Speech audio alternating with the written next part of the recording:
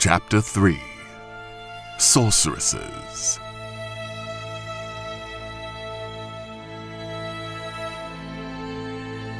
This world is full of mystery, fraught with danger and adversity. Some thrive in it, but most just suffer. The common folk are those who are usually dealt the short end of the stick in this dog-eat-dog reality. Of course, there's also the opposite end, where the rich and powerful dwell. But even among them, there are exceptional individuals, those who stand out in a crowd, not because of the jewels they wear or the crown resting on their heads. I'm talking about mages, sorcerers, and especially the sorceresses. Ever since Jan Becker first tamed magic 500 years ago, these individuals have been gaining power and influence, carving out a niche for themselves. Humans didn't master the arcane instantly. It took years, and much of it was gained from the elven mages at Loch Muin, where the first sources, child prodigies, and natural conduits for magic were taught its secrets. With power came strife and rivalry. Priests, druids, and even kings felt threatened by the rising power of the sorcerers. Rather than risk hostility, they negotiated, created a compromise. The Novigrad Union was the result, a treaty that established the separation of magic and state and formalized the principles of non-aggression between magic users and the rest of the world. Who knows?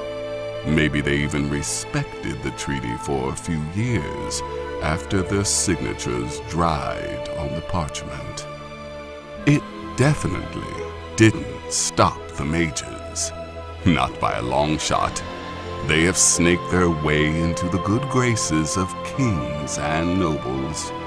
You could hardly come into court and not notice a man or a woman standing on the sidelines, observing, taking notes. They were everywhere power could be had, but some wanted more.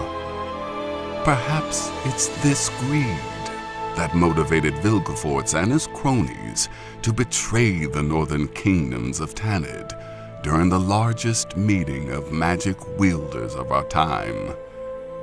His betrayal destroyed the community of magic users in the north and the trust that existed between them and the rulers. It came just as Nilfgaard crossed the Uruga River, beginning the Second Northern War.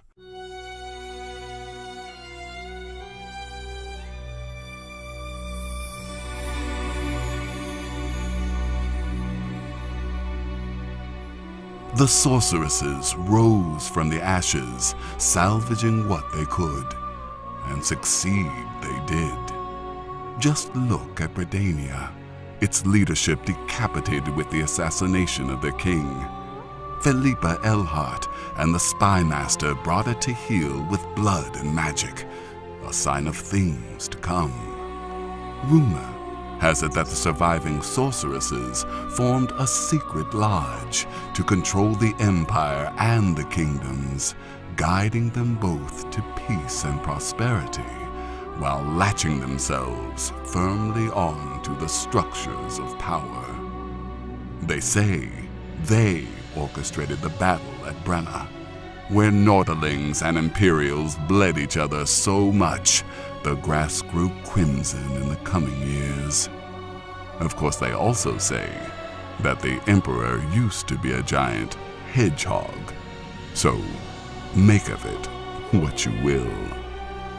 What I know is that the sorceresses came out of the war with their heads held high, rather than feet forward, more beautiful, more powerful, and prouder than ever. They weren't always that beautiful or that influential, of course. I know for a fact that Yennefer of Vengerberg, the stunning dame with raven hair and scorching fire in her heart, was once a hunchback.